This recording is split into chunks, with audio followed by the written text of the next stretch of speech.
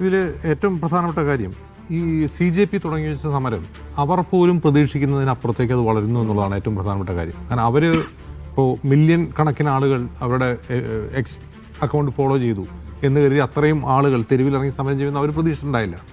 ഇപ്പോൾ ജന്തർ മന്ദറിൽ ഈ സമരം തുടങ്ങുന്ന സമയത്ത് അത്ര വലിയ ജനപങ്കാളിത്തം, ആയുധ സമരകാലത്ത് അത്ര ജനപങ്കാളിത്തമില്ല. പക്ഷേ മിനിയാന്ന് നമ്മൾ കണ്ടത് അതല്ല. മിനിയാന്ന് കണ്ടത് 10,000-കണക്കിന് വിദ്യാർത്ഥികളും അല്ലാത്തവരും ആ സമരവേദിയിലേക്ക് എത്തുന്നതാണ് കാണുന്നത്. അപ്പോൾ ഈ സമരം യഥാർത്ഥത്തിൽ വളരുകയാണ്. ഇപ്പം ഇന്ന് തന്നെ നോക്കുക, ഇന്ന് മെട്രോയുടെ സ്റ്റേഷനുകൾ അടച്ചിട്ട് ആളുകൾ വരാതിരിക്കാൻ വേണ്ടി ശ്രമിക്കുകയാണ്. അതായത് ആളുകൾ വന്നുകൊണ്ടിരിക്കുകയാണ്. മിനിഞ്ഞാന്ന് കണ്ട ഒരു കാഴ്ച, ഗുജറാത്തിൽ നിന്ന് ആളുകൾ എത്തുന്നു. ഗുജറാത്തിൽ നിന്ന് ഒരു സൂയിസൈഡ് ചെയ്ത വിദ്യാർത്ഥിയുടെ പേരന്റ് വന്നിട്ട് സംസാരിക്കുകയാണ്. മറ്റ് രാജ്യത്തിന്റെ പല ഭാഗത്തുനിന്നും ആളുകൾ അങ്ങോട്ട് എത്തുന്നു. എത്താൻ കഴിയാത്തവർ ഭക്ഷണപ്പൊതികൾ സ്വിഗ്ഗിയിലും സൊമാറ്റോയിലും ഓർഡർ ആരൊക്കെയൊക്കെ ഭക്ഷണം കൊണ്ടുവരും.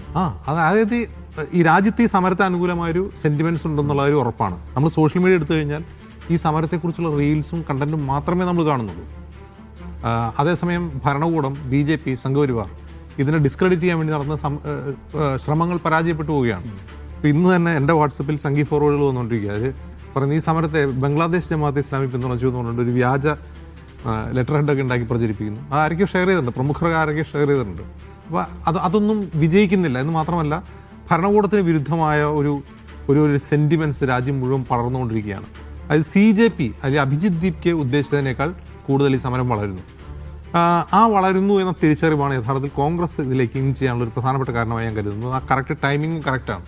അതേസമയം കോൺഗ്രസ് തുടക്കത്തിൽ ഇതിനെ പിന്തുണച്ചിരുന്നെങ്കിൽ വളരെ പെട്ടെന്ന് ഇതിനെ ഡിസ്ക്രെഡിറ്റ് ചെയ്യുകയും ഈ സമരത്തെ ഇല്ലാതാക്കി കളയുകയും ചെയ്യുമായിരുന്നു. ഇത് ഒരു ഐഡിയോളജി ഡ്രിവൺ സമരമായിട്ട് നമുക്ക് കാണാൻ കഴിയില്ല. ഏതെങ്കിലും ഒരു ഐഡിയോളജിയുടെ പേരിലല്ല അവിടെ ആളുകൾ ഒത്തുചേരുന്നത്.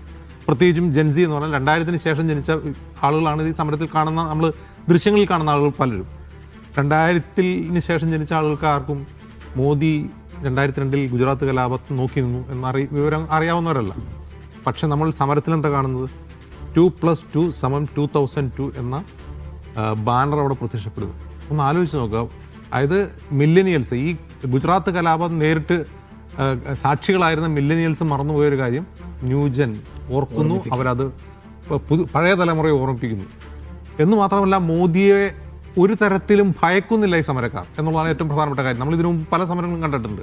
കഴിഞ്ഞ 12 വർഷം കണ്ട സമരങ്ങളിലെല്ലാം ആ സമരം ചെയ്യുന്നവർക്ക് അറിയാം തങ്ങൾ നേരിടാൻ പോകുന്നത് എന്താണെന്നുള്ളത്. ഉദാഹരണത്തിന് രോഹിത് വെമുലയ്ക്ക് വേണ്ടി സമരം ചെയ്തവരാണെങ്കിലും, പൗരത്വ പ്രക്ഷോഭത്തിൽ സമരം ചെയ്തവരാണെങ്കിലും, കർഷക സമരക്കാരാണെങ്കിലും എല്ലാം അവർക്കറിയാം ഒന്നുകിൽ UAPA ചാർത്തി അകത്തിടും, അല്ലെങ്കിൽ പോലീസ് ക്രൂരമായി സമരം അടിച്ചമർത്തും.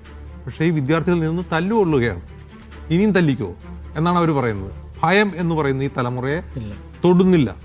ഈ ഭയം ഈ പുതിയ തലമുറയെ തൊടുന്നില്ല എന്നുള്ളതാണ് ഏറ്റവും കൂടുതൽ കേന്ദ്ര സർക്കാരിനെ അസ്വസ്ഥമാക്കാൻ പോകുന്ന കാര്യം.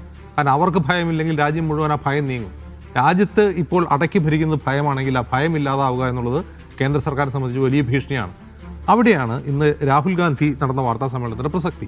രാഹുൽ ഗാന്ധി പറയുന്ന ഡിമാൻഡ് എന്തൊക്കെയാണ്? ധർമ്മേന്ദ്ര പ്രധാന്റെ രാജി, വിദ്യാർത്ഥികളെ തല്ലിയതിൽ മോദിയുടെ മാപ്പ്.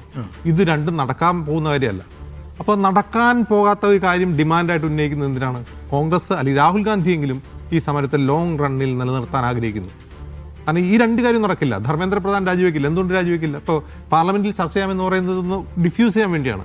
ചർച്ച ചെയ്തിട്ട് ധർമ്മേന്ദ്ര പ്രധാൻ രാജിവെക്കില്ല. ഇതേ ധർമ്മേന്ദ്ര പ്രധാൻ 1997 അദ്ദേഹം ABVP സംസ്ഥാന ഉപാധ്യക്ഷനായിരിക്കെ അന്ന് ഒഡീഷയിൽ നടന്നൊരു പേപ്പർ ലീക്കിൽ സമരം ചെയ്ത ആളാണ്, അടികൊണ്ടിട്ടുള്ള ആളാണ്. അതേ ധർമ്മേന്ദ്ര പ്രധാനോടാണ് വിദ്യാർത്ഥികൾ രാജിവെക്കാൻ പറയുന്നത്. അദ്ദേഹം രാജിവെക്കില്ല. എന്തുകൊണ്ട് രാജിവെക്കില്ല എന്ന് ചോദിച്ചാൽ, ഒരു മിനിസ്റ്റർക്ക് വരുന്ന വീഴ്ചകളുടെ പേരിൽ, അക്കൗണ്ടബിലിറ്റിയുടെ പേരിൽ രാജി ആവശ്യം പൊതുസമൂഹത്തിൽ നിന്ന് ഉയർന്ന് രാജിവെക്കേണ്ടി വന്നാൽ വീണ്ടും അതേ ആവശ്യങ്ങൾ വരും.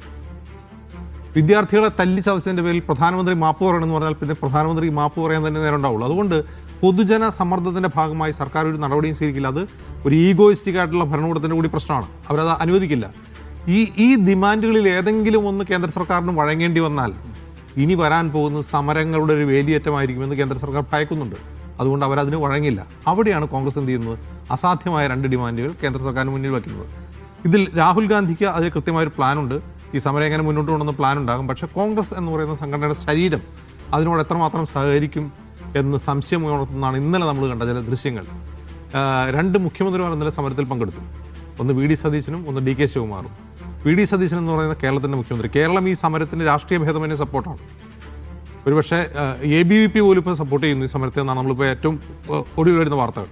അവിടെയാണ് കേരളത്തിൻ്റെ മുഖ്യമന്ത്രി അവിടെ പോയിട്ട് വിളിക്കാതെ വന്ന ഒരു കല്യാണത്തിന് ഇരിക്കുന്ന പോലെ അത് ഇരിക്കുന്നത്. ഒരു മുദ്രാവാക്യം കെ സി വേണുഗോപാൽ അവിടെ നിന്ന് ഉറച്ച് മുദ്രാവാക്യം വിളിക്കുകയാണ്. പ്രിയങ്ക ഗാന്ധി വിളിക്കുമ്പോൾ ഇദ്ദേഹത്തിന് ഒരു മുദ്രാവാക്യം വിളിക്കുക ഒരു ബുദ്ധിമുട്ട്.